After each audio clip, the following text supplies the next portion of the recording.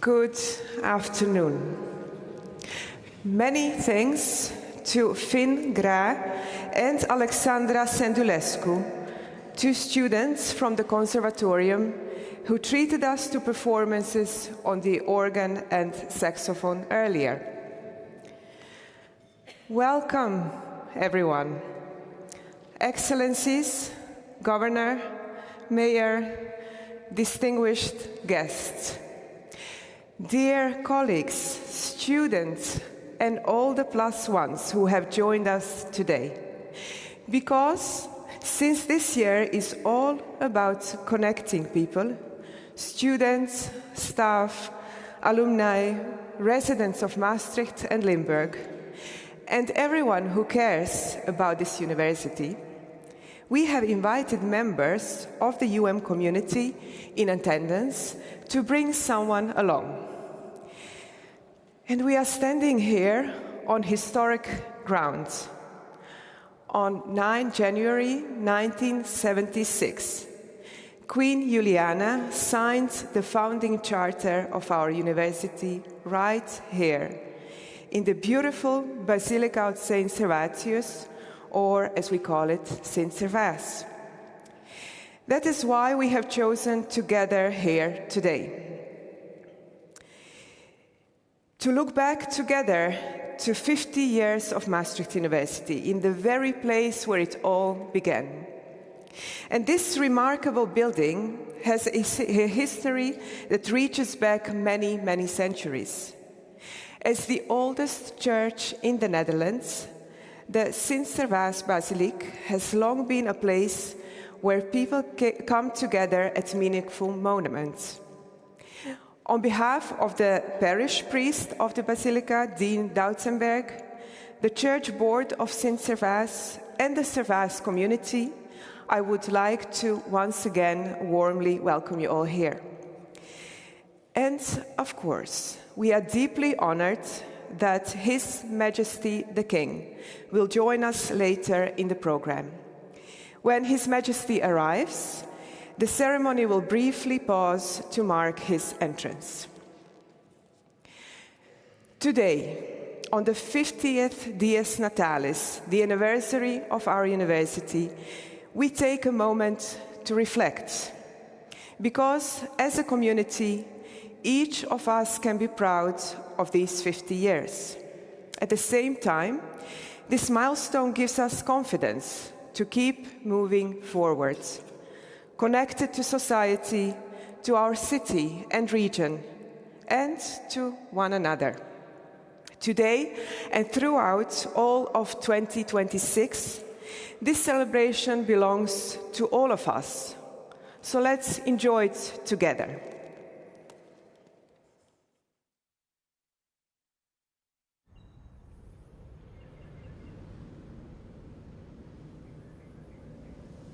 "50 jaar geleden waait er een nieuwe wind door Maastricht.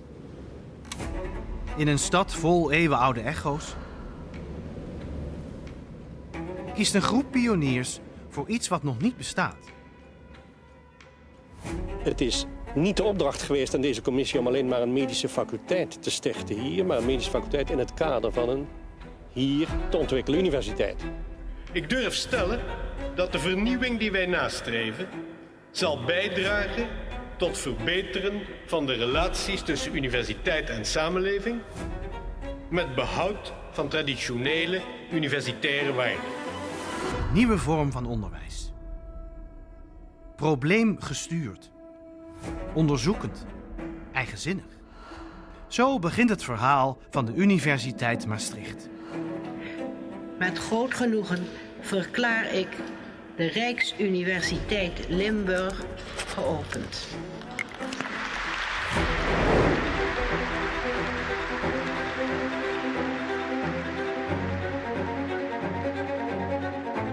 De universiteit groeit met oog voor de wereld om zich heen. Ze wortelt in Limburg, in de Euregio, in Europa. Door de jaren heen vinden medewerkers en studenten uit alle windstreken hier een thuis. Zij vormen het kloppende hart van de universiteit. Ze verbinden, ze drijven aan, ze laten groeien. Onzichtbaar soms, onmisbaar altijd.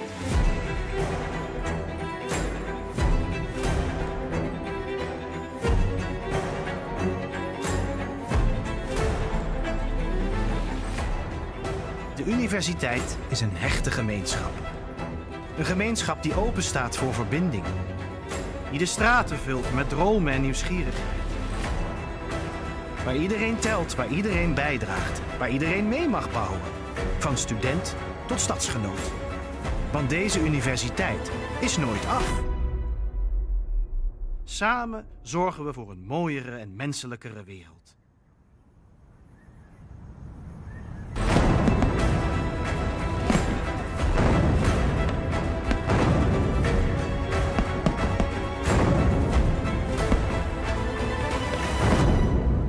...50 jaar Universiteit Maastricht.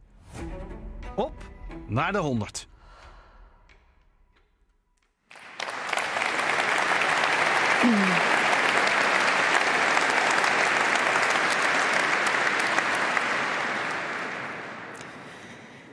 Dear guests, today's program looks a little different from previous years, and for good reasons.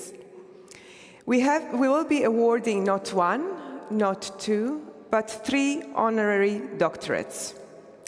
In the first part of the ceremony, we will award 2 scientific honorary doctorates, followed later by a societal honorary doctorate. We begin with the honorary doctorate from the Faculty of Health, Medicine and Life Sciences, our oldest faculty. We are honored to award this doctorate to Professor Peter Stenwinkel, with Professor Scholes as promoter.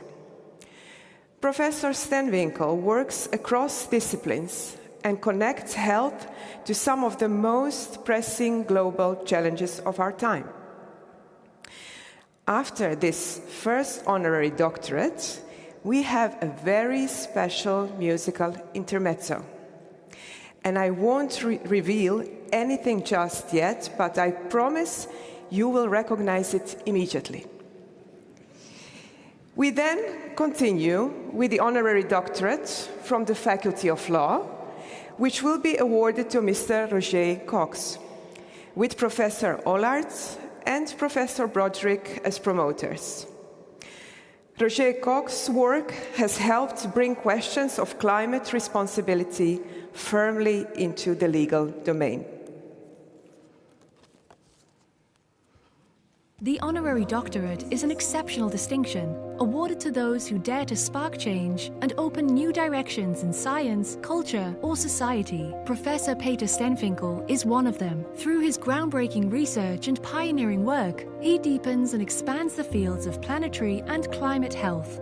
Peter Stenwinkel is a clinician, he's a nephrologist, but he brings in different expertises together. What can we learn from nature and what can we bring to the patient to increase health span?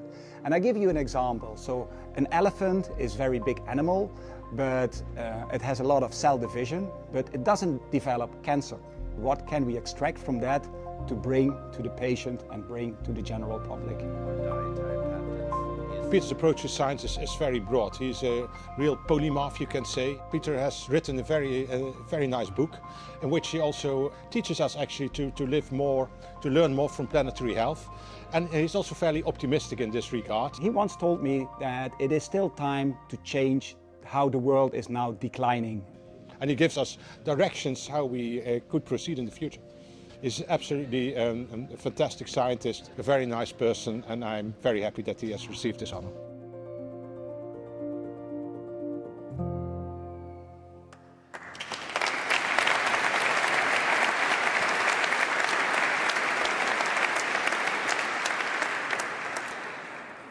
After consultation with the University Council, the Board of Deans of Maastricht University is proud to present an honorary doctorate to Professor Peter Stenwinkel. May I invite Professor Stenwinkel, along with the promoter, Professor Scholes, to come forward.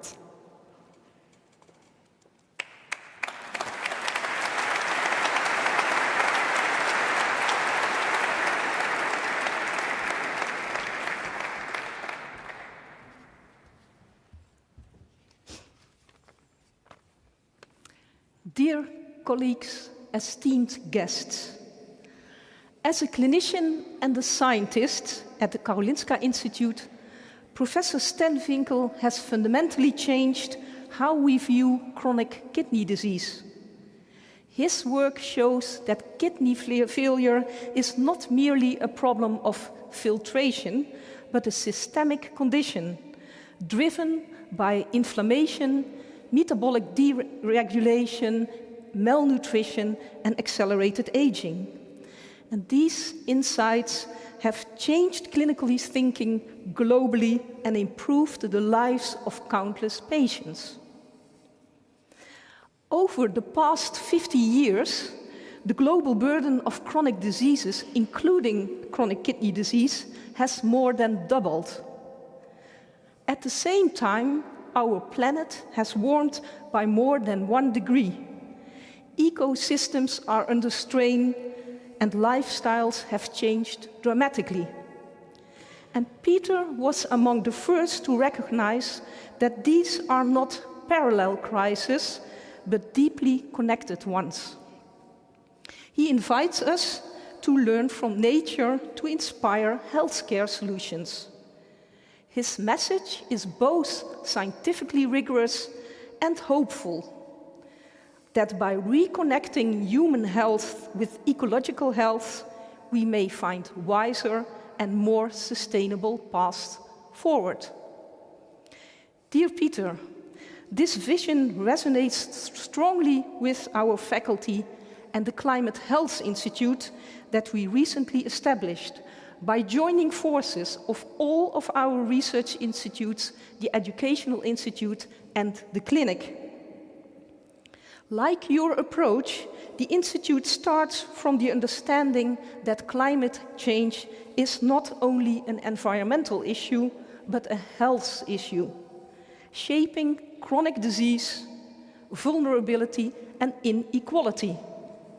And your career exemplifies exactly the kind of integrative thinking this Institute stands for, bridging medicine, environment, prevention, and responsibility.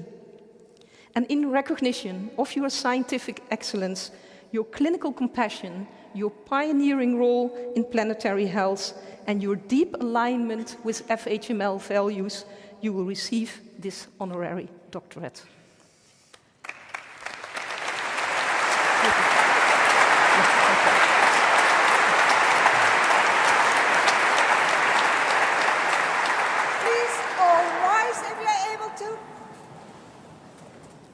Going to do like this. Yeah, thank you. Yeah. So, okay.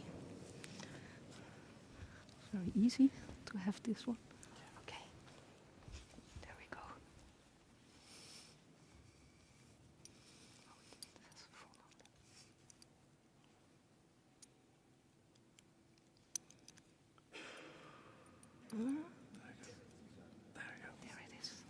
They practiced. So, this one.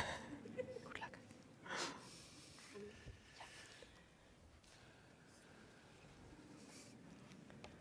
Please. Jij kan geloof ik aan de andere kant willen, zodat jij staat voor de foto.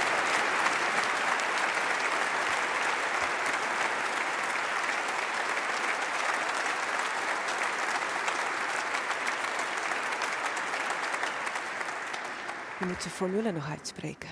Je moet de formule nog uitspreken. Dan moet ik deze hebben. By the authority vested on me by law, in conformity with the decision of the Board of Deans, I hereby conferred upon you, Peter Stenvinkel, the degree of Doctor Honoris Causa, and all the rights deriving there from law and tradition. As evidence of this, I present to you the degree certificate signed by the Rector, the Promoter and Dean of the Faculty of Health, Medicine and Life Sciences, affixed with the seal of the university, and I put already on your shoulder the kappa, which signifies the honor bestowed upon you.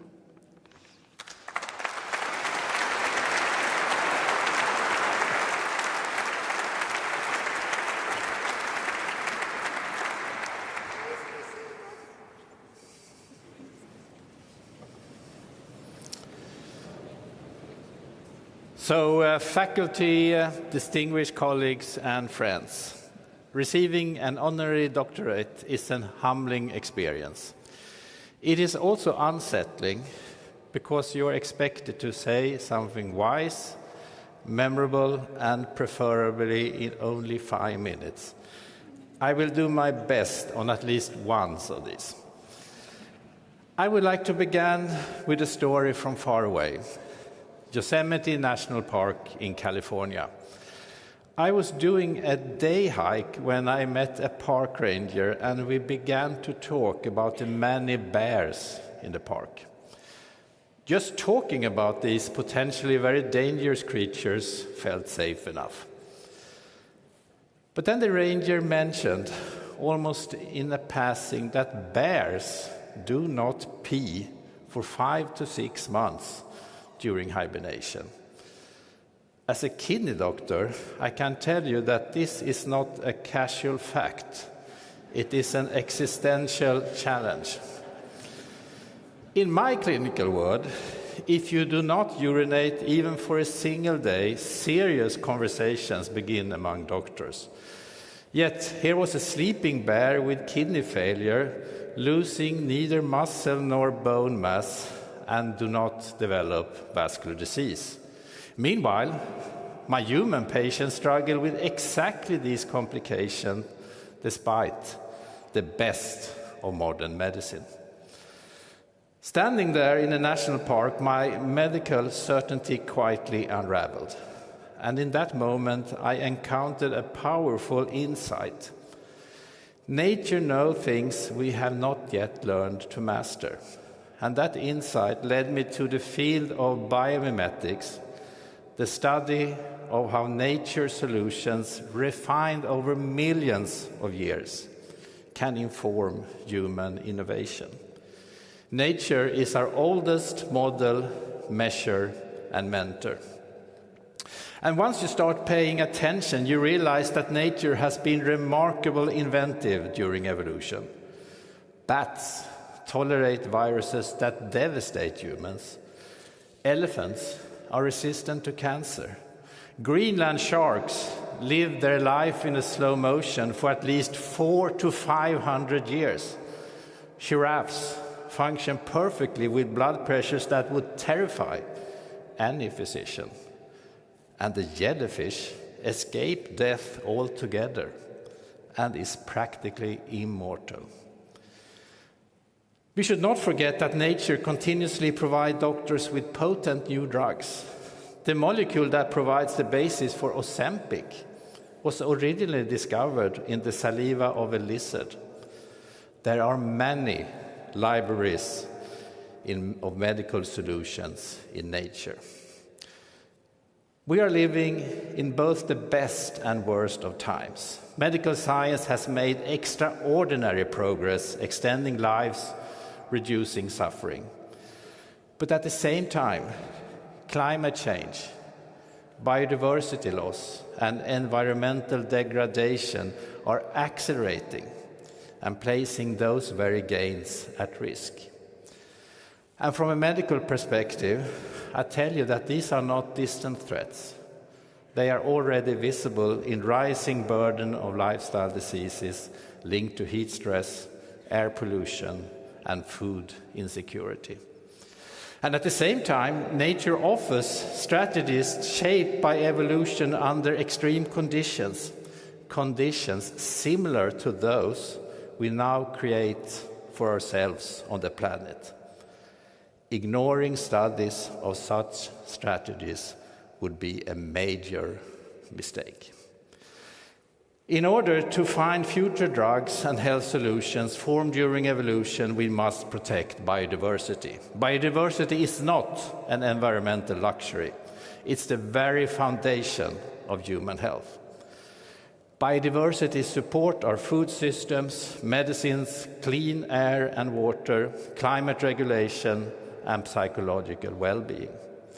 The way we produce our food is currently the major driver of biodiversity loss.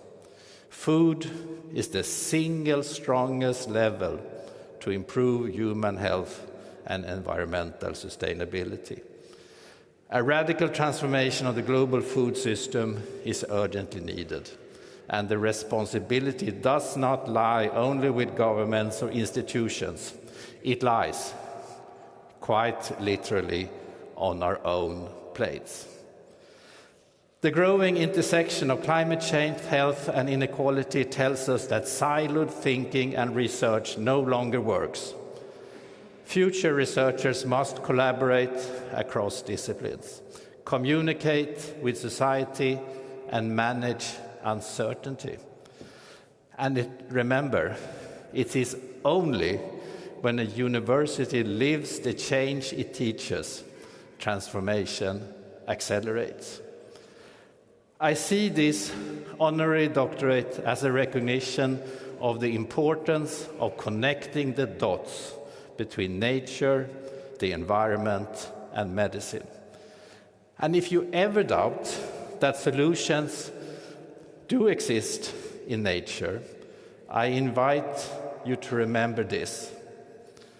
Somewhere on this fragile planet, there is a bear not peeing, a shark that refused to age, and a jellyfish that never die.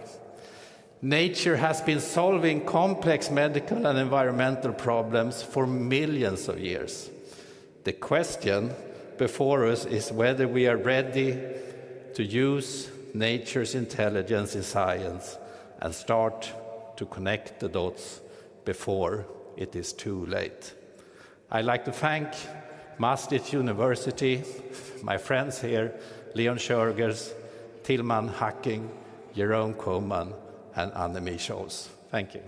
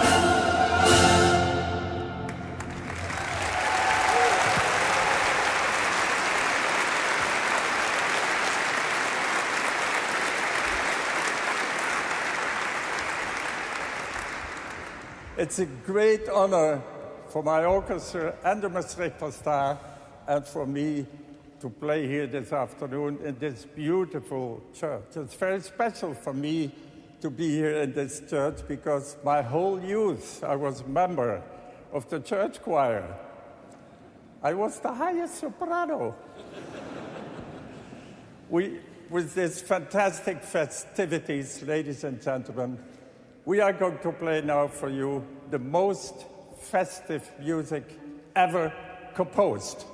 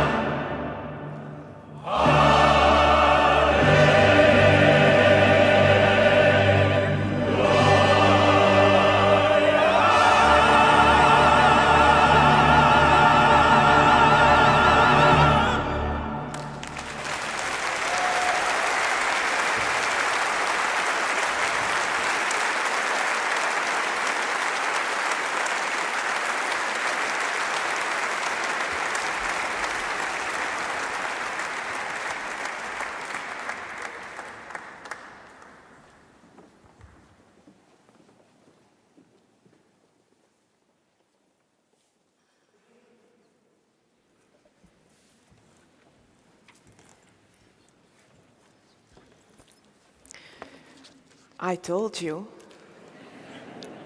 What a wonderful surprise and a great, great honor to enjoy this performance here today. Thank you, André Rieu, the Johann Strauss Orchestra, and the Maastricht Star. I practiced this one, the last one. Yeah?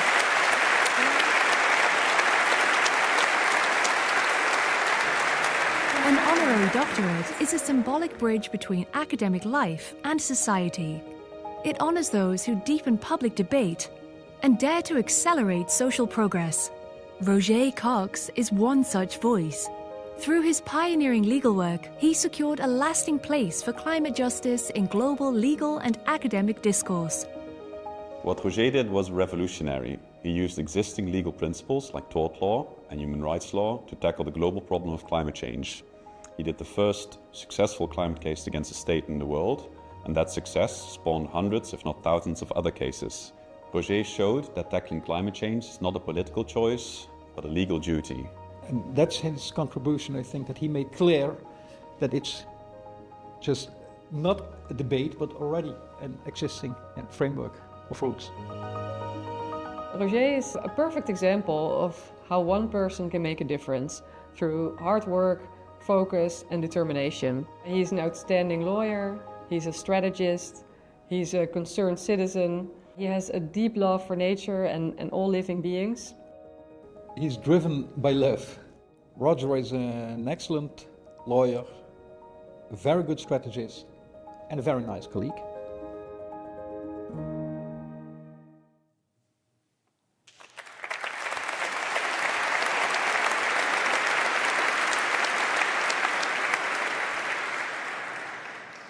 After consultation with the University Council, the Board of Deans of Maastricht University is proud to present an honorary doctorate to Mr. Roger Cox. May I invite Roger Cox, along with the promoters Professor Broderick and Professor Olaert, to come forward.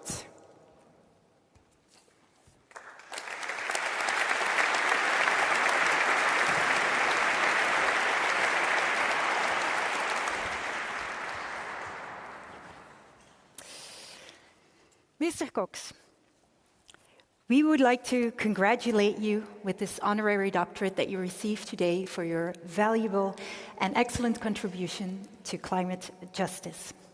As a leading lawyer in the Agenda case, a case which was just mentioned that served as an inspiration for many comparable court cases, your work has raised many critical questions, not only on the role of governments and the role of companies in protecting human rights and the environment, but in many ways your work has also reimagined the law. Your work shows that where politics fail, the law not only may be used in the fight against climate change, but it must be used. In your own words, only the law can save us now. And your work is not restricted to the courtroom. It has had a lasting and deep influence on the societal as well as the academic debate. And what we find most inspiring is that you also reinvented yourself as a lawyer. You first took some time to write a book called Revolution Justified, in which you set out your strategy for the use of law as an instrument for change. And it is exactly that strategy that you later on used in the many court cases that followed. We are very honored to be able to bestow this award on you today, Mr. Cox. We are standing here 10 years after the Agenda ruling and 15 years after the publication of your very insightful book. We can say with certainty that you yourself have made the real and much needed change about which you wrote in that book. The revolution was certainly justified. It is definitely not over, this revolution, but thanks to all the important groundwork that you yourself have carried out, it is well underway. The seeds for your inspirational work came in this region of Maastricht, where you were raised, where you developed your love for nature, as we just saw, and where you continue to work as a lawyer. In light of these origins in this region, and also in light of your inspirational work both in the courtroom and outside the courtroom in the world of publishing, we see you as a true ambassador for the city of Maastricht, in fact. There is no doubt that your work has served and can continue to serve as an inspiration for many aspiring lawyers, but many of our students as well here at Maastricht University and beyond.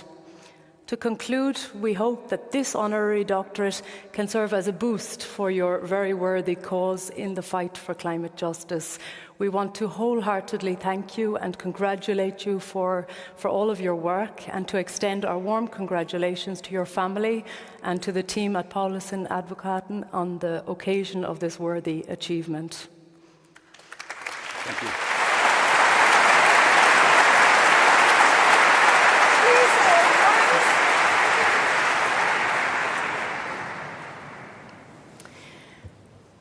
By the authority vested in me by law, and in conformity with the decision of the Board of Deans, I hereby confer upon you, Roger Cox, the degree of Doctor Honoris Causa, and all the rights deriving therefrom by law and tradition. As evidence of this, I present to you in a minute the degree certificate signed by the Rector, the Dean of the Faculty of Law, Professor Broderick, and myself, and we will affixed with the Great Seal of the University. And we will put on your shoulders the kappa, which signifies the honor that is bestowed upon you.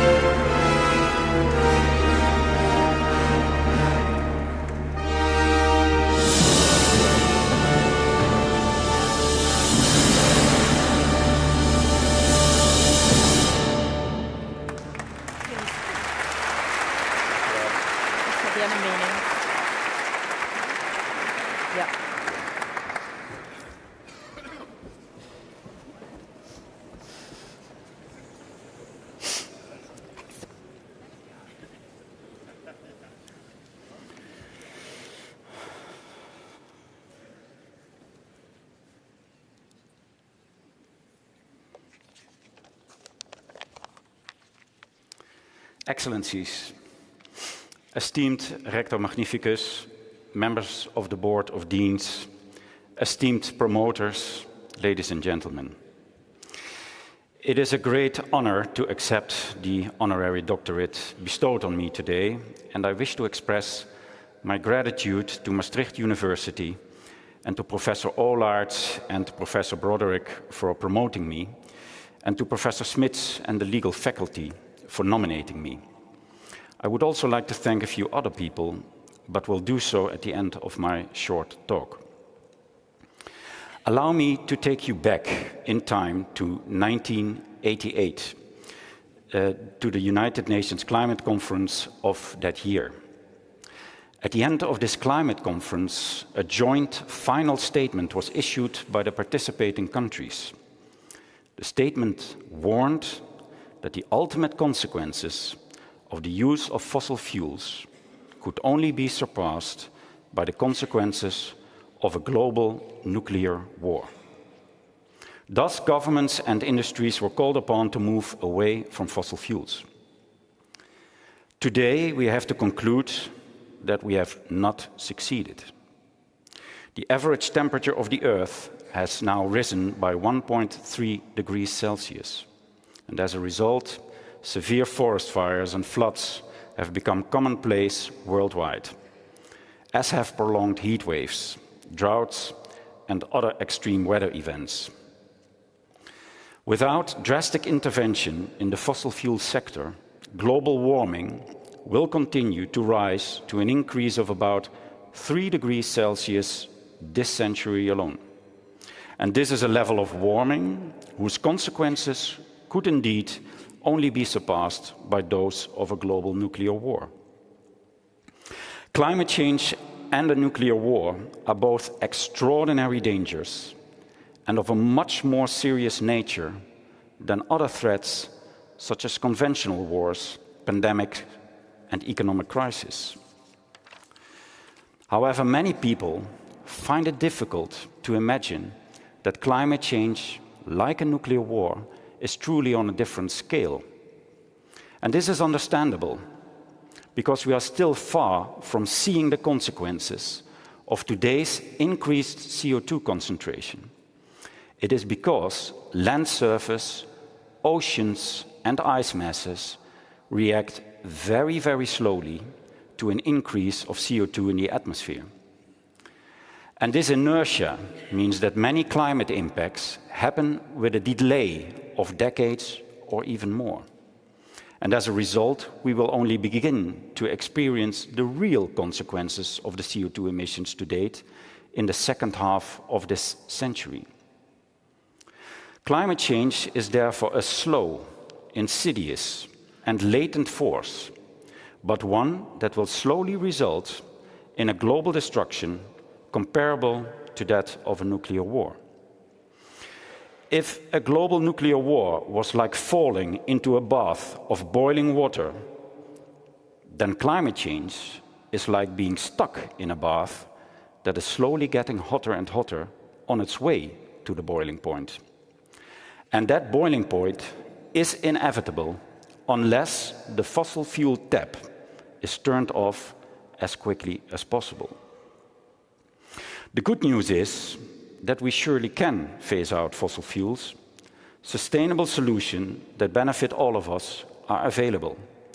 And renowned organizations such as the International Energy Agency, the International Monetary Fund, and the European Central Bank tell us that achieving the Paris goals is better for the economy, better for financial stability, better for energy affordability, and better for energy security. Weaning ourselves off fossil fuels is therefore both an ecological and an economic win. Why then are we not acting accordingly, you may ask? And that is a good question. And there's a clear answer to that question. According to scientific and historical research, the fossil fuel industry and their lobby groups have been the main stumbling block to an adequate climate approach. For decades, they have combined their PR and lobbying power to influence political and public awareness. They denied and downplayed the climate problem, presented sustainable solutions as unfeasible, shifted responsibility from companies to consumers, and labeled the phasing out of fossil fuels as unrealistic and as economic suicide. Decades of political and public influence by the fossil fuel industry have made their narratives commonplace among many in society, even though they are demonstrably false. As a society, we seem to have difficulty distinguishing fact from fiction. And the fiction presented by the fossil fuel industry is often taken as a fact. Fortunately, judges pass their judgments based on facts and not based on fiction. And this fact-based approach determines to a large extent the success of climate litigation cases. To be able to work on these cases together with my clients and colleagues is an honor and a privilege.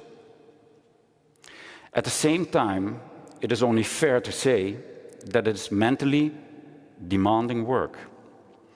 Every day, we are confronted with the ample evidence that we are destroying the beauty and livability of our planet on an unprecedented scale, that we are rapidly losing animal and plant species, as well as landscapes and cultures, that we are pushing the world's poor further into poverty, and that we face a future that is too painful to imagine if we do not take drastic action.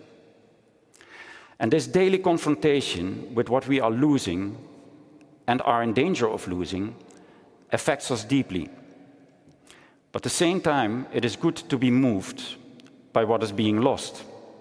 It shows we feel connected with all life on Earth, and it is an expression of care for what is defenseless and has no voice.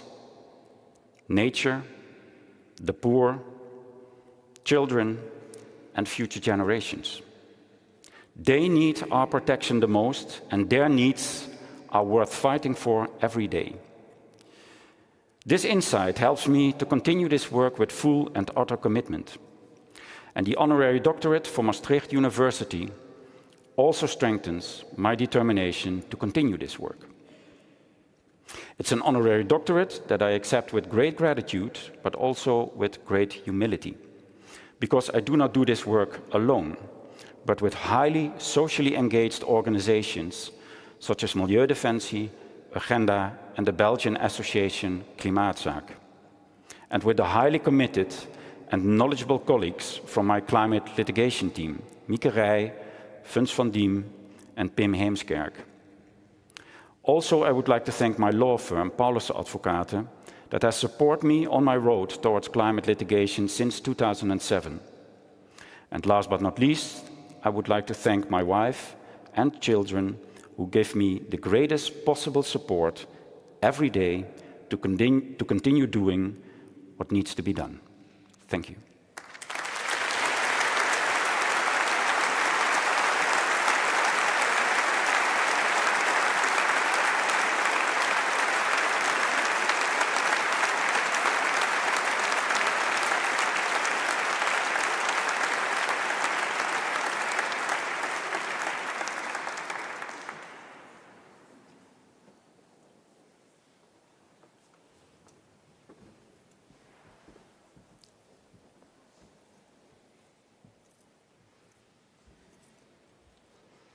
Thank you very much.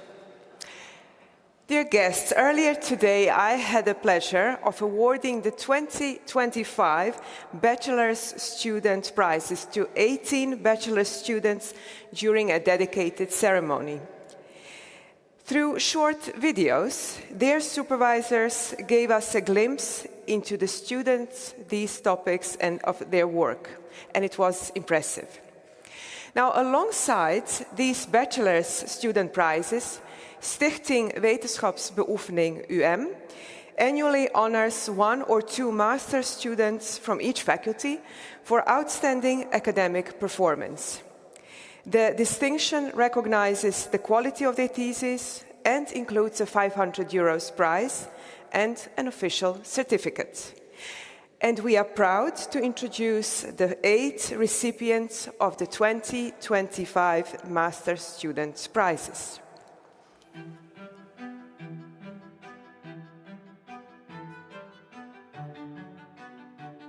Seeing is knowing. Therefore, we evaluated the photon-counting CT as a non-invasive way to image small brain vessels that are usually invisible on routine scans. This could improve the detection of small vessel strokes and guide future microvascular therapies.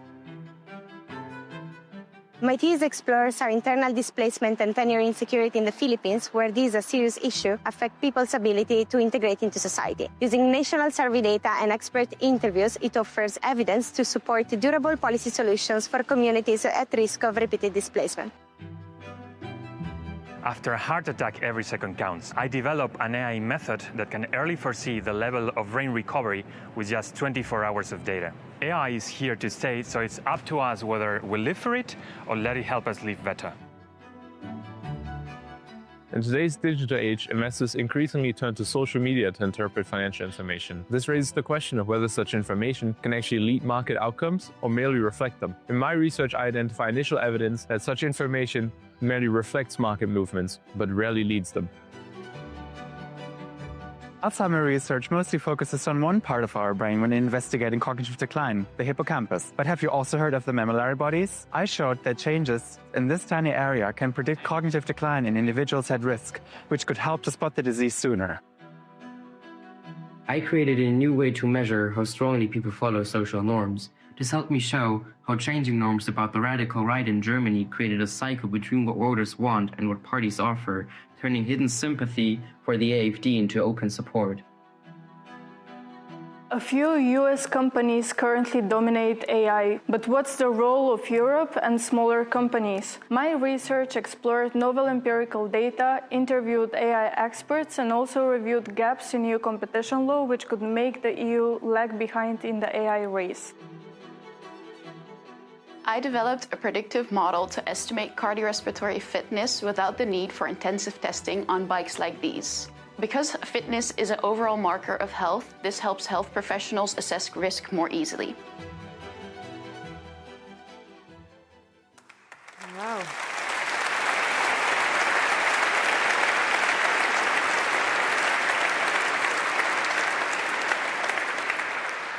Impressive, isn't it? May I please ask all winners to come forward?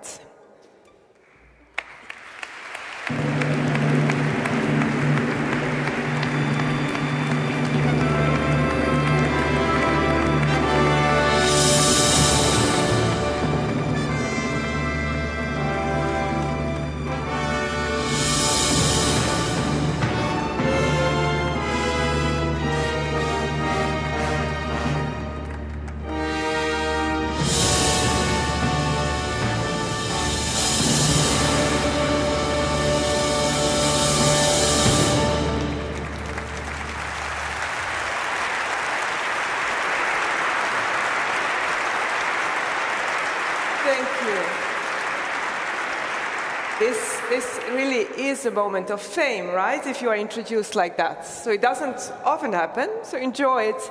Well done to all of you, and your work really reflects your dedication, your hard work, your talent, so enjoy today. And now we also have, I think, yes, there we go, we have flowers for each of you before we take a picture. I will go here.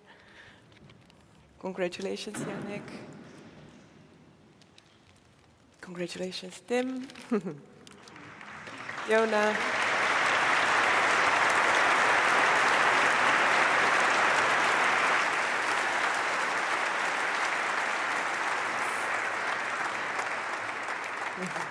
Ilse, well done. Congratulations, Daphne. Chiara, well done.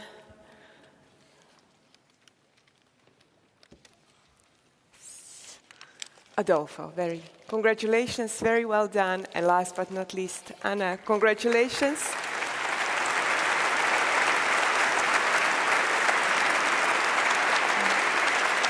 The photographer is right there.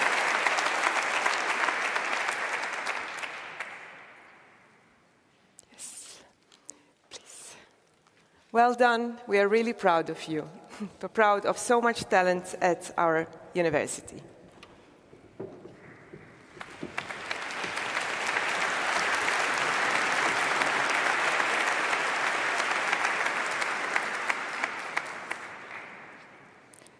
Now, dear guests, we are waiting for a very special moment.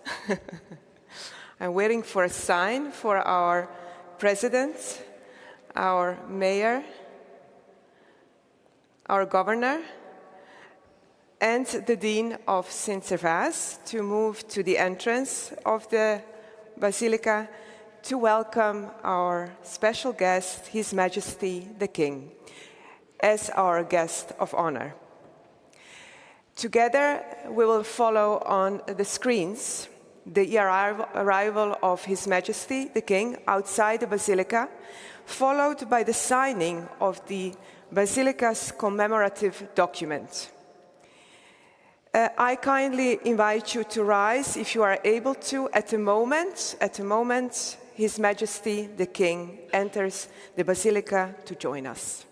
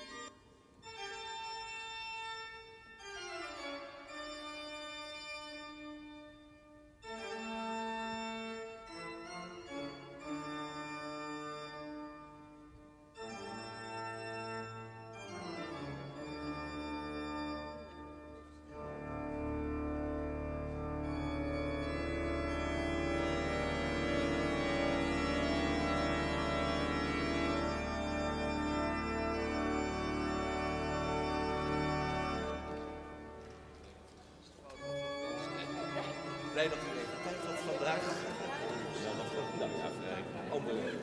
Echt belangrijk werk. Fantastisch. Ik ben heel blij dat u toch hier kunt zijn vandaag. Welkom. Dank u wel. Dank u dat we hier in uw huis mogen zijn. Ja, dat is ook wel. Ja.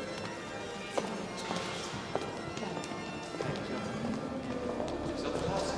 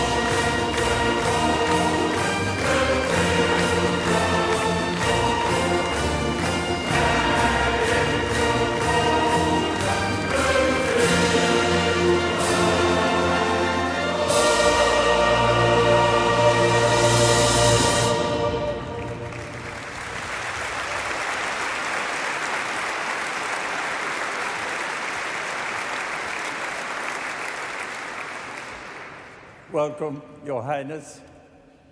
The university asked me to be a professor. They told me you will have only one student, and that's you, Your Highness. They asked me to teach you the Maastricht dialect. And you know, lesson 1 you had already on the Vrouwplein, you remember. Today is lesson 2. It's a series of 20 lessons. It's difficult. Yeah, but we start very slow. You only need to say 2 words, breed and lang. Would you please say breed? Okay, now in Maastricht, breed. Ja. En nu lang. Lang. A little bit longer. Lang. Okay. Now we put it on music and we all help him.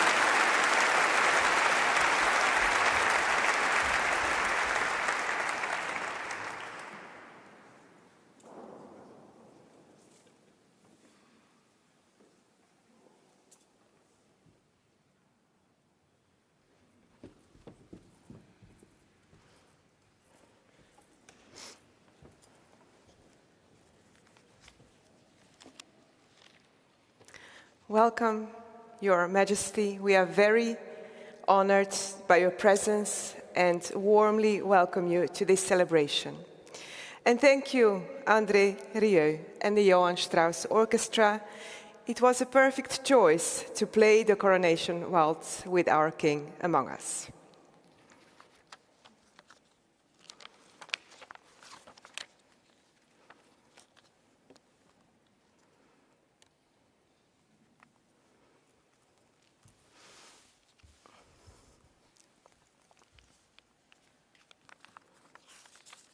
Your Majesty, honored guests, thank you very much for joining us in the celebration of the 50th Dies Natalis of our university. On this special occasion, I would like to reflect on what Maastricht University is, where we have come from, and what we want to be. 50 years ago, Queen Juliana signed the founding charter for a small medical faculty meant to revive a deindustrializing province. Since then, UM has grown into a university with 23,000 students and 5,000 staff members across 6 faculties, with over 100,000 alumni and with a community drawn from well over 100 countries. Of course, we can only look back from a vantage point shaped by the last 50 years of creating something entirely new, something different. In 2026, and all of our success was never a given. There was resistance to starting the Rijksuniversiteit Limburg in the first place, and calls to close it after a couple of years. There was and still is constant resistance against expansion and ongoing political pressure to abandon the international character that made us who we are. We had to justify and fight for our existence. We had to be resilient. We had to innovate in order to compete. We had to find or even invent the niche we have thrived in. This spirit of innovation, resilience, and openness shapes us to this day. This should serve as a source of pride and inspiration going forward. Every day, we choose what kind of university this will be in the next 50 years. Let's continue to choose innovation, courage, and openness. Now, it's normal to get caught up in worrying about the next grant application, new course, or having to give a speech to a large crowd of professors, mayors, and kings. No, only me? Anyhow, at times like these, we should take a moment to look at the bigger picture, to zoom out and see that there isn't just tomorrow or the end of the semester. There are also 50 years. 50 years of making a difference. 50 years of history that show that what we do is much bigger than our day-to-day concerns. I have grown a little bit allergic to the word impact, and I'm not comfortable with the phrase making the world better, because it implies that I'm running around fighting crime after hours, which clearly I'm not.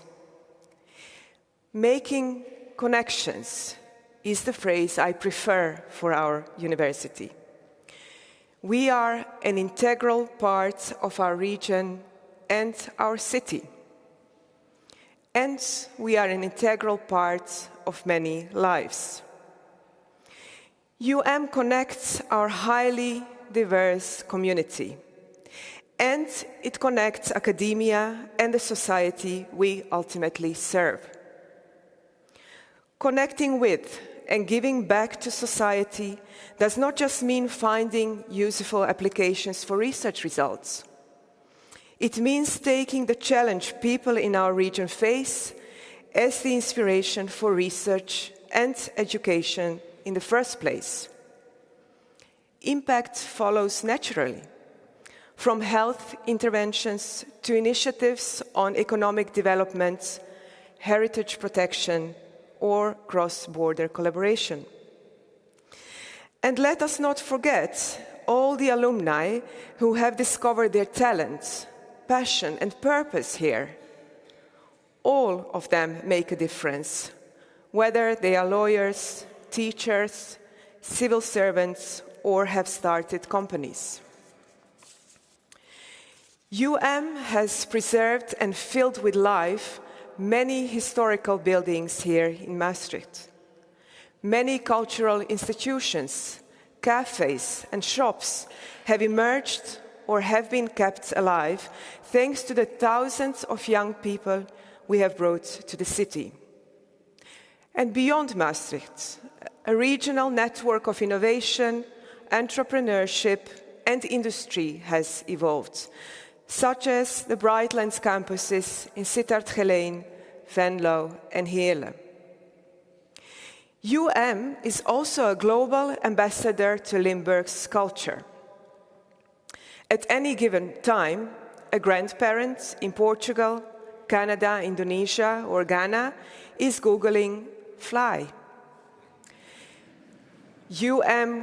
connects Limburg with our regional partners in Liège, Aachen, Hasselt.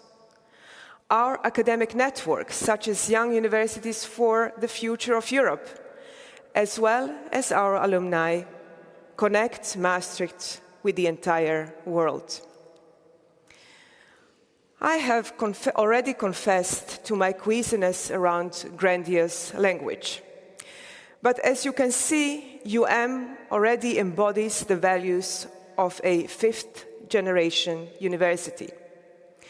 By that I mean that beyond education, research, innovation, and entrepreneurship, we are looking to create deep societal impact from sustainability to digital integration. Because of our history, because we have been established to ameliorate a specific set of problems in our region, a problem-based university, if you so wish, I think has been such a fifth-generation university long before the term was a thing, not in addition to, but through education and research. And in all this, we mustn't forget that we are a university. As an organization, we can be an operational example, but our only real way of making a difference is teaching and research. Here, we need to stay true to academic values, from freedom to responsibility and integrity. For most of you, that goes without saying, and yet it needs saying. For these academic values are under attack now, perhaps more than at any time during the last 50 years. Around the world, and yes, increasingly also in the Netherlands, political interference and societal pressure are limiting academic freedom and education and research. Polarization, protests, and self-censorship on campuses threaten open debate and innovation. We have to, and we can, face these challenges in the hard-won spirit of resilience and openness that make us who we are. 50 years is a milestone, not the finish line. This joyous occasion should motivate us to continue to fight for our values. Of course, we have many ambitions, and we will use this lustrum year to work on our vision for UM's future. As always, we will try to involve people beyond our university community. In the first video, you heard Harmen Tijdens, UM's first rector, say that connecting university and civic society was a part of our foundational idea. And so, I want to call on all of you, whether you work here or whether you or a family member has studied here, whether your business is powered by our community, or whether a family member has signed this university into existence, whether you have benefited from innovation developed here, or whether you just enjoy the influence we've had on this city and region. Under um50.maastrichtuniversity.nl, you can suggest projects and events that connect with the city and region. We offer small grants for initiatives that make UM's education and research accessible to a broad public. Maastricht University belongs to us all. And to our community, I want to say this. I know everyone here is very busy with making impacts and connections, by providing and facilitating the best possible education, by conducting groundbreaking research, or by contributing in 1,000 other ways. I know you will be thinking about that for most of the year, and we genuinely appreciate and thank you for that. You make this university what it is, as have those who have come before you. And yet, this is a special year. So every now and then, let's appreciate how far we have come and how we and those around us get to make a unique contribution to something truly special. Congratulations to all of you. Gefeliciteerd allemaal.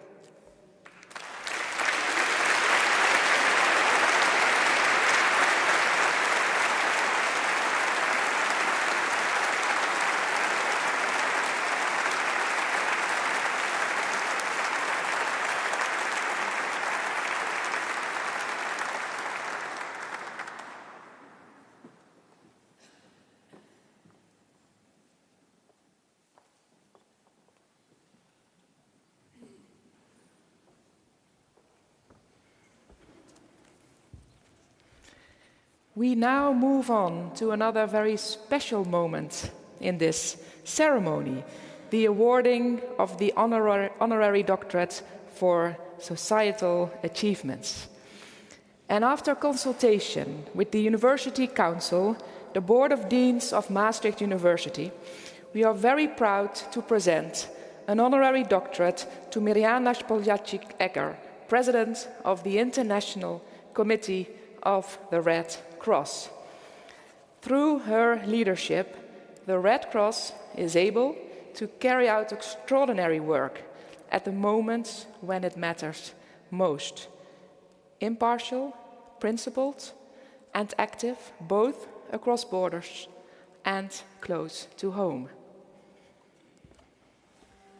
The Societal Honorary Doctorate is a tribute to individuals who strengthen solidarity and enable social progress. Mirjana Spoljacic-Egger embodies that ideal.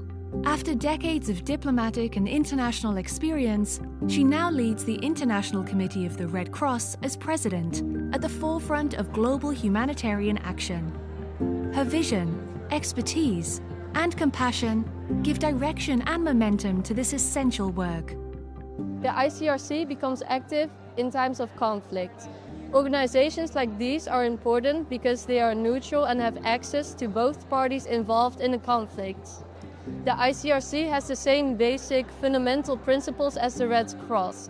We try to help everyone and especially those who need it the most. The work of the ICRC is really important to societies. They support in times of crisis and conflict, but the Red Cross work also locally here in Maastricht is very important. Through our volunteers, we are equipped to provide first aid in times of crisis like the floods. I associate the International Committee of the Red Cross with helping people and giving out medical assistance in areas of conflict. But most of all, I associate it with the word respect. Respect for the volunteers and the people who work there, who kind of give room to the organization to grow. Emergencies can happen everywhere, and I take pride in that I can help others here. It's an incredible honor that Maastricht University can give Mirjana this honorary doctorate for all the amazing work she has done abroad in these areas of conflict.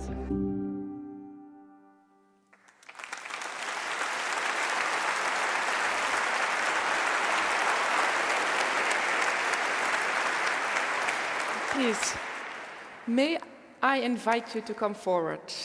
Please come.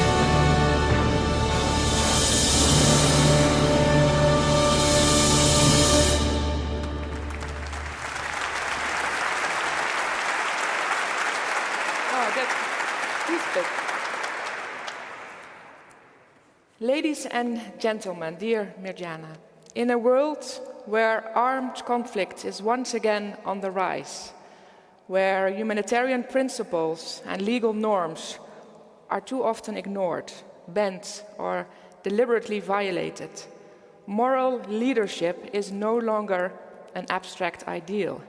It's an urgent necessity. And today we honor a person who embodies that moral leadership with clarity, with courage, and with perseverance.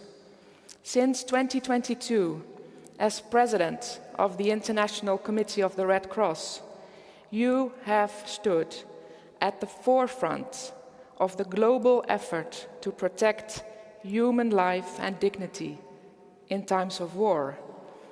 And in that role, you have been a principled and unwavering voice in defense of international humanitarian law and the Geneva Conventions, treaties drafted in 1949 by the International Committee of the Red Cross itself, acting as their guardian.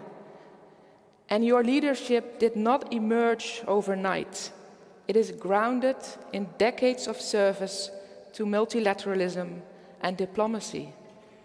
As a member of the Swiss Diplomatic Corps, as ambassador, as head of Switzerland's division for the United Nations and other international organizations, and later as Assistant Secretary General of the United Nations and senior leader within UNDP. Alongside your professional career, you have always remained deeply connected to academia, studying philosophy, economics, and international law, and teaching global governance, because ideas, too, shape the world. And under your leadership, the ICRC has carried out complex and often dangerous operations across the globe, reuniting hostages and prisoners with their families in Gaza and Israel, providing life-saving assistance to millions in conflict zones such as Ukraine, Sudan, and the Democratic Republic of Congo, evacuating civilians, restoring access to health care, and facilitating dialogue in fragile peace processes, including in Colombia. Tragically, all these efforts have not been without sacrifice, including the loss of humanitarian workers' lives. What distinguishes you is not only what you do, but also how you speak, especially in these days. You have consistently reminded states of their obligations under international humanitarian law to distinguish between civilians and combatants, to balance military necessity with humanity, and to prevent unnecessary suffering. You have done this face to face with heads of states, ministers, and military leaders, not from a position of power, but from a position of principle. As you so powerfully once stated, there are 100 steps to peace, and the first are humanitarian. And more recently, protecting hospitals is not weakness, shielding civilians is not weakness, allowing aid to reach those in need is not weakness. Upholding international treaties established on the rubble of the Second World War is courageous. This honorary doctorate therefore also recognizes more than your very impressive individual career. It also honors the indispensable contribution of the International Committee of the Red Cross, its 160-year mandate rooted in the Geneva Conventions, and the countless professionals of the Red Cross and the Red Crescent's movement who work, often unseen, often in danger, to uphold humanity in war. By conferring this honor, we affirm that international humanitarian law matters, that academic engagement with these principles matters, and that leadership anchored in human dignity remains not only relevant, but essential. Mirjana Spoljaric, I practiced this also many times. Egger, we honor you for your courage, your conviction, and your unwavering commitment to humanity. Thank you.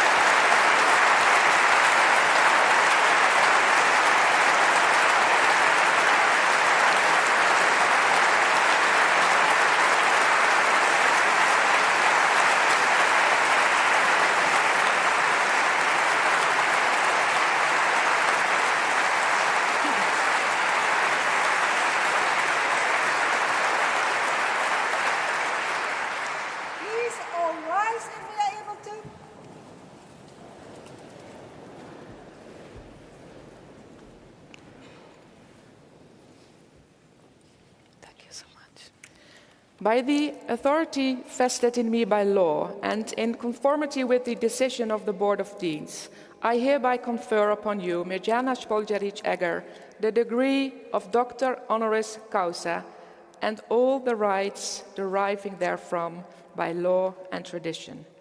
And as evidence of this, I present to you the degree certificate signed by the Rector and myself and affixed with the Great Seal of the University. And I put on your shoulders the kappa, which signifies the honor bestowed upon you.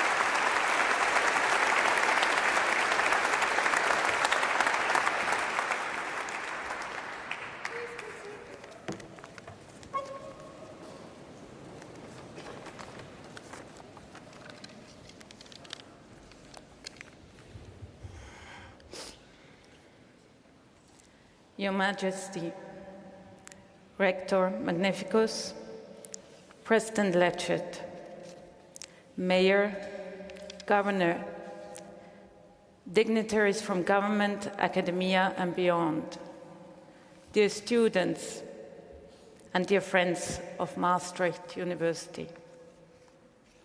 It is a great privilege to receive this honorary doctorate on behalf of the International Committee of the Red Cross, at the time when our shared humanity is both tested and needed. It is also an honor to stand before you as Maastricht University celebrates its 50th anniversary and as the first organization to be awarded an honorary doctorate by this distinguished institution. The ICRC, the Netherlands, and Maastricht share a long history. The Netherlands took part in the 1863 conference that led to the founding of the International Red Cross and Red Crescent movement. As a result, the Netherlands Red Cross Society is among one of the oldest in the world. In the run-up to that conference, Gustave Monnier, who went on to become the president of the ICRC, wrote to General Coulomb to invite him to the conference. The Major sent a letter back in which he wrote, "Rest assured, sir, that every man of goodwill applauds with all his heart and soul to the holy work you are beginning." That letter is safely stored in our archives.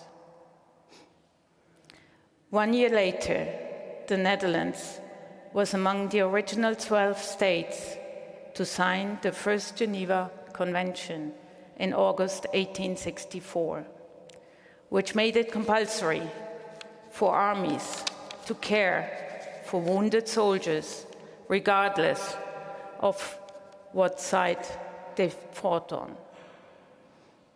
The Netherlands was also the fourth country in the world to ratify it. Today, the ICRC is working with Maastricht University to strengthen standards for how humanitarian organizations process, use, and protect personal data of the people we serve. I share these examples not to give you a history lesson, but to demonstrate how we are connected by a very rich history, one that spans from the very foundations of our work to addressing the challenges of today. We must now work together as leaders, academics, humanitarians, and citizens to preserve the life-saving legacy of those who came before us. Distinguished guests, in my 3 years as the president of the ICRC, I have watched the number of armed conflicts climb year after year. Today we count about 130. This is more than we recorded a year ago and twice as many as we did 15 years ago. The contagion of conflict is spreading, and the red lines that preserve humanity in war are eroding. States are now preparing for war with a sense of inevitability. Hard-won gains to ban indiscriminate weapons, such as anti-personnel mines, are being reversed in the name of self-defense. States are racing to develop drones, cyber capabilities, and autonomous weapons systems. Algorithms are creating echo chambers that allow dehumanizing narratives to take hold. The law of armed conflict is being twisted to justify killing rather than to prevent it. Destroying the enemy at all cost is being masqueraded as an effective tool for peace. But judging by what we see in Europe, in the Middle East, or in the Horn of Africa today, the world cannot afford limitless war, not in number and not in conduct. Without limits, war ceases to become a tool of last resort. It becomes a permanent condition, undermining the international rules-based order and with it, global stability. State leaders should not allow the world to slide where might makes right. Because where the foundations of global peace and stability fracture, barbarism replaces the rule of law. We are all, as politicians, practitioners, researchers, experts, or as private citizens, at the moral crossroads. Will we allow the barriers that prevent brutality in war to be dismantled? Or will we demand that even in war, there are red lines that are never allowed to be crossed? Everyone will say it is wrong to rape, to torture, to target innocent civilians, to starve children, to destroy hospitals, power plants, and water supply. The Geneva Conventions embody what we all carry in our own moral compass. Standing up for the rules of war, quite simply, is standing up for the most basic principles of humanity. Every day, ICRC staff in conflict zones across the world defend the legal protections afforded to people during war. In this work, we never take sides. never put humanity on a scale. We speak with all warring parties to advocate for the rights of people affected by war, so we can ease suffering across front lines. Because a human life is a human life with equal rights, no matter which side you are on. Dismissing recognition of the other as deserving the same human dignity would ultimately mean accepting an end to a rules-based order which makes us all safer. Where there are no rules, no one is safe. Because war kills, and because wars fought without rules shift from wars between combatants to wars against innocent civilians, against those least able to defend themselves. On the other hand, respect for international humanitarian law saves life. It brings hope in the darkest of circumstances. And most importantly, it preserves pathways back to peace by affirming that humanity does not end when war begins. There's no lasting peace without upholding the normative space that respects and protects our human dignity. Today, I share this honorary doctorate with my colleagues across the world and the visionary individuals whose efforts gave us the Geneva Conventions and the International Red Cross and Red Crescent movement. I share it with millions of young Red Cross and Red Crescent volunteers across the globe, and many of them have lost their lives in the last years only. The Geneva Conventions and the Red Cross belong to all of us. They are a global public good. They are expressions of a consensus agreed by all states to preserve life, protect dignity, and uphold humanity. By defending them, we defend the very prospects for peace and stability in a world that is today at risk of being devoured by war. I thank you.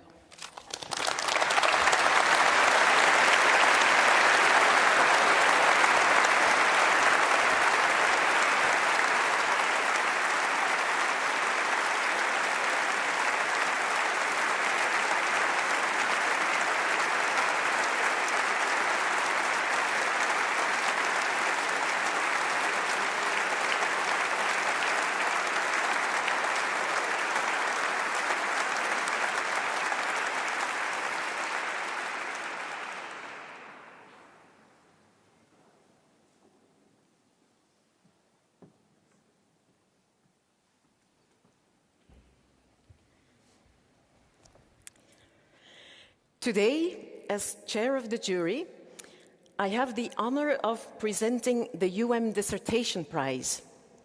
This prize recognizes an exceptional doctoral thesis and celebrates research that pushes boundaries and has an impact far beyond academia.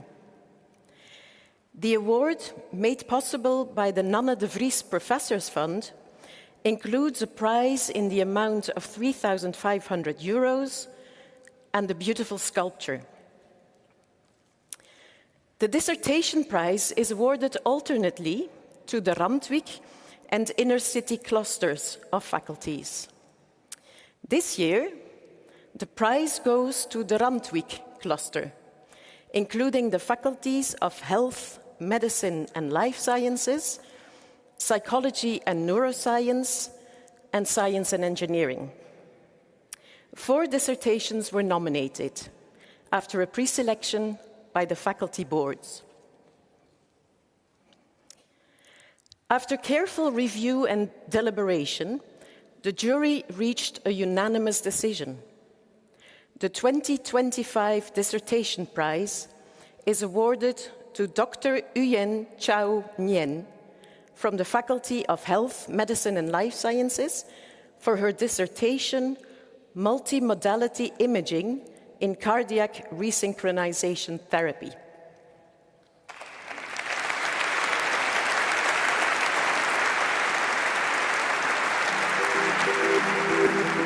I'm a cardiologist at Maastricht University Medical Center, and I'm now further specializing in clinical electrophysiology, which is a subspecialty that's dedicated to the implantation of pacemakers, ICDs, and ablations. The main aim of my research is to improve pacing therapy in patients with heart failure, and we do that by gaining better mechanistic insight using computer modeling and complex ECG technologies.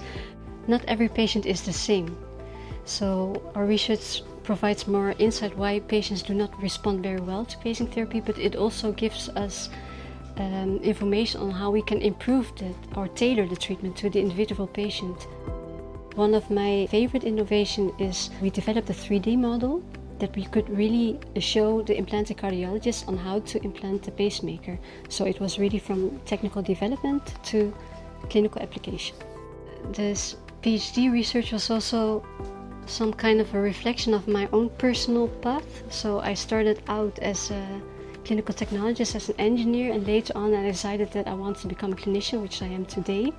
So in the beginning of this PhD research, I was doing computer modeling and looking more at the technical side of the project. And at the end of the PhD research, I was more conducting clinical studies, which I'm more doing today. So it's also a reflection of my personal growth, I think, as a person.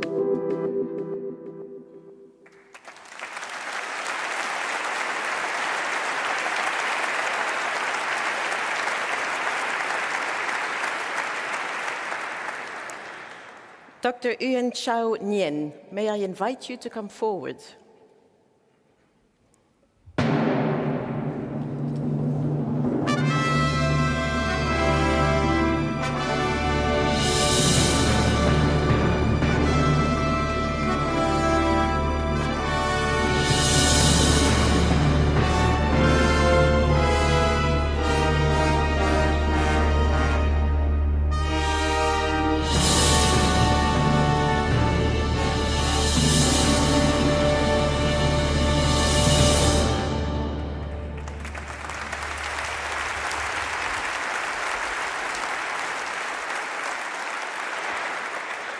Dr. Nguyen, the jury was deeply impressed by the scientific excellence and the clinical relevance of your dissertation.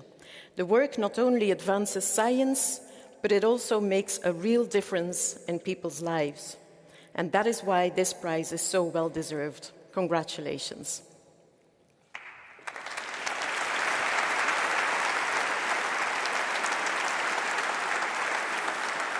The sculpture.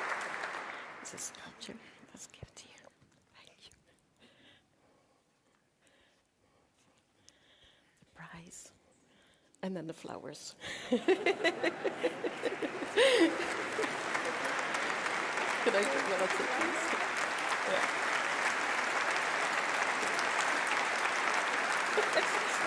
Yeah.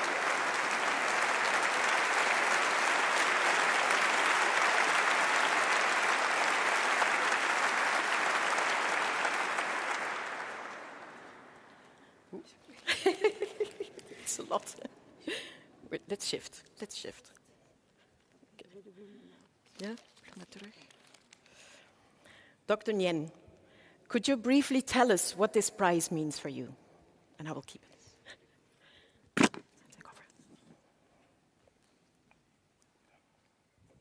Thank you. Well, I'm a little bit speechless. Well, I was not a very good student in a traditional way, so I was not a fast learner, and I was rather quiet. And I was often told to be more outspoken and to be more visible. But early on, I met my teachers, and I know one of them, Frits, is watching today, who looked beyond that, and their encouragement gave me the confidence to become a scientist and a cardiologist, which I am today.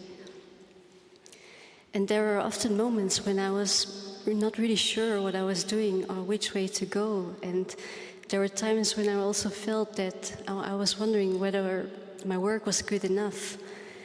But this prize gives me the confirmation that I'm on the right track. And it also shows me that growth doesn't have to be fast or very visible, but can happen slow and steady. And that not good enough doesn't have to be an ending, but it could be not yet or still becoming. So I'm very grateful to my PhD supervisors, Frits Prince, Angelo Auricchio and Kevin Vernooy, to my partner, my children and my family for the continuous love and support, to my students and also to my patients for the daily inspiration, and for Maastricht University for believing in this journey. Thank you. Thank you.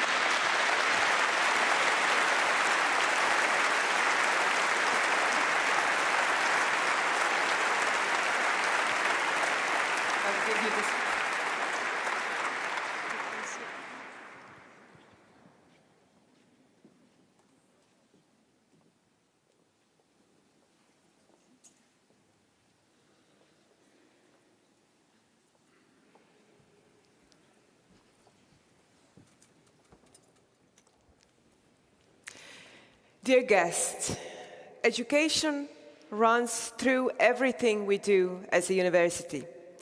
It guides our choices, shapes our mission, and connects our community. And in this anniversary year, it is only fitting to pause and recognize the strong educational foundation we've built together.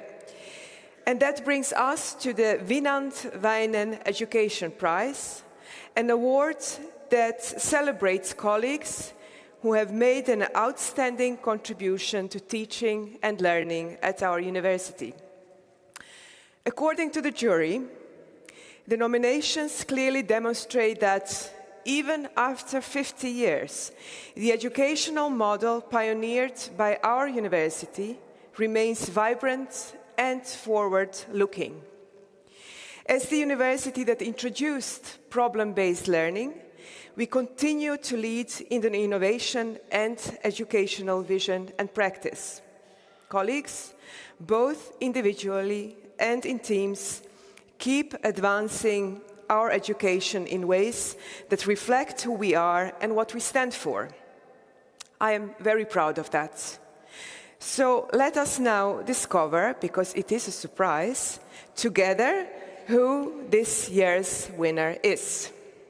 The Wienand Wijnen Education Prize, named after one of the founders of the university, is a prize for people at UM whose efforts to improve UM teaching has earned them a place in the spotlight.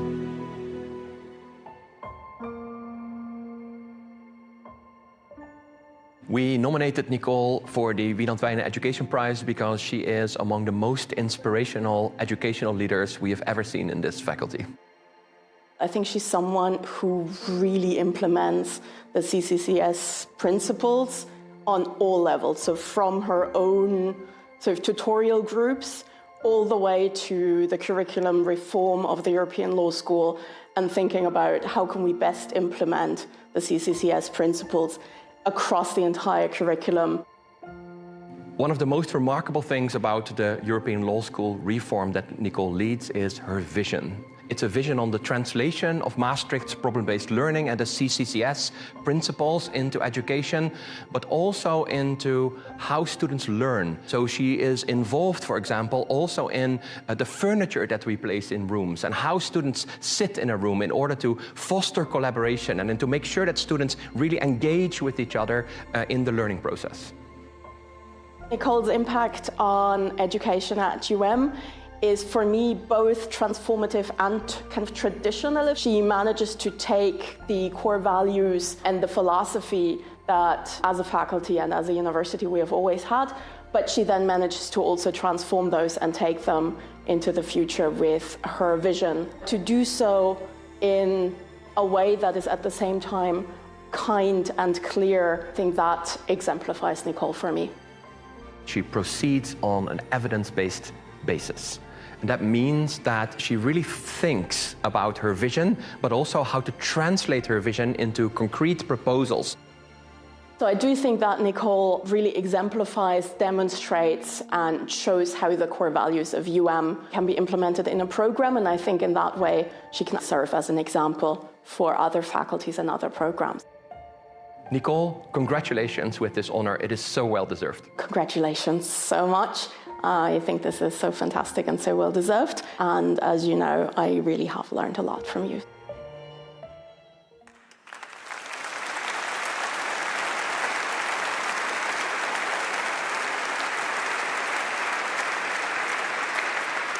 So a huge congratulations to Dr. Nicole Cornet. As mentioned, through vision, determination, and strong academic leadership, she guided her team through a full renewal of the European Law School program. Her work is a powerful example of educational innovation at our university and beyond. So now I would like to ask Nicole Cornet to come forward and receive the prize on stage.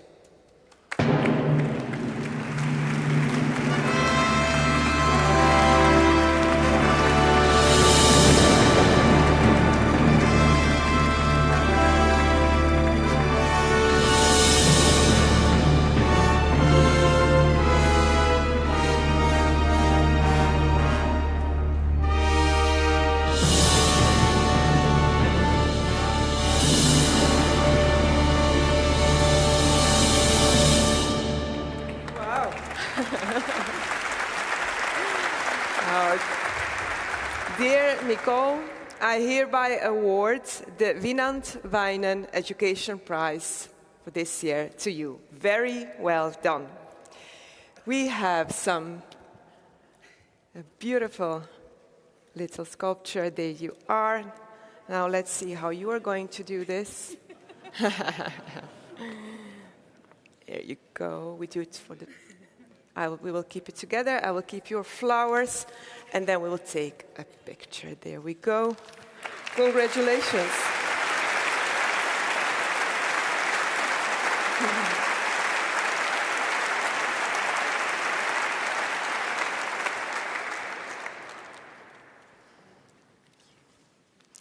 And if you stay with us just for a minute, because we would like also to hear from you what this prize means to you. Thank you so much also to my colleagues for their warm words today. I'm deeply moved by that and immensely grateful for the individual recognition of what is really a collective effort. And I have the privilege of working with so many dedicated educators within the faculty and the university. And for me, the prize is a recognition of a choice that I made to commit my career to education and ensuring that we prepare our students for a future which is in a world that is complex, disrupted, rapidly changing. And society entrusts us with an important educational task. And so, with the profound challenges that we face, including threats to institutions, to the rule of law, it's vital that we continue our educational goal of ensuring our students can think critically and independently and have the courage and the resilience to be able to act with grounded judgment. And so I received this prize not just as a personal honor, but as an acknowledgement of the important but also the courageous educational work that lies before us all. En ik dank de universiteit daar zeer voor. Dank je wel.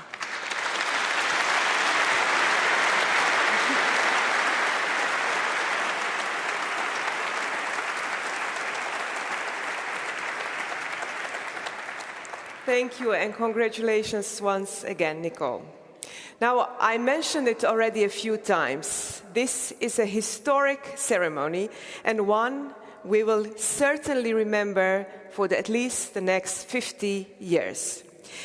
And it is therefore a great honor to conclude this celebration with the anthem, Ode aan die Freude. performed by André Rieu and his Johann Strauss Orchestra, together with the Maastrichter Star, which even includes a few alumni and staff. André, we are deeply grateful to you for contributing to this anniversary. You are an icon of our city. And after 5 decades, I dare to say that our university has become one too. So, André, may I please ask you to come forward.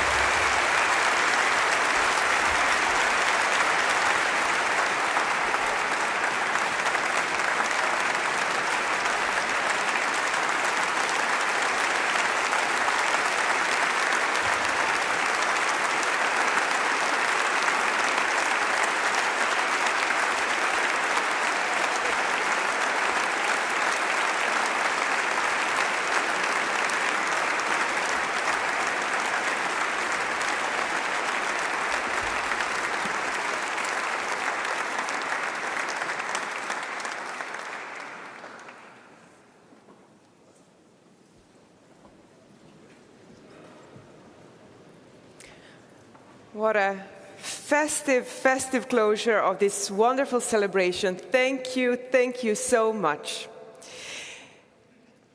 Dear guests, dear students, dear colleagues, this brings us to the end of the ceremony for our 50th Dies Natalis, a milestone and one we are proud to share with you. Today, we reflected on our past, celebrated our community, and honored those who shaped our university across education, research, and society. In that same spirit, we are also working on a small book that tells the story of our university through 50 meaningful objects, capturing where we come from and what has defined us over the past 5 decades. The book will be published soon, and I felt it was worth mentioning it here. I wish to express my special gratitude to His Majesty King Willem-Alexander for honoring us with his presence. Your attendance makes this anniversary truly special.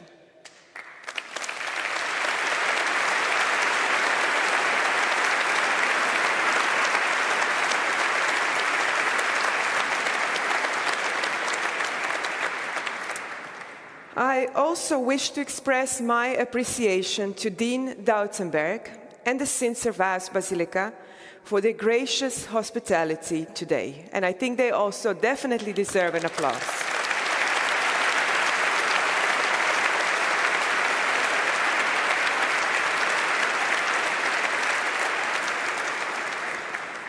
Now, following this ceremony, His Majesty will continue with a separate program during which he will engage in conversation with representatives of the university and the city.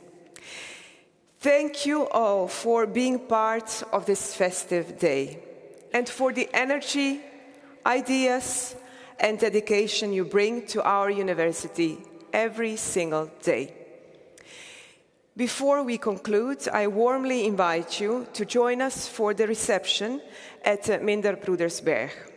The drinks and appetizers for this occasion are prepared by Ria Joosten. And for now, I kindly ask you to remain seated just for a moment longer. His Majesty the King, together with the Governor, the Mayor, the President of our Executive Board, and several others will leave first. And after the cortege has departed, you are invited to leave the church either via the same door as the cortege or via one of the doors on my right-hand side to collect your coat. And with that, I now officially conclude this academic ceremony.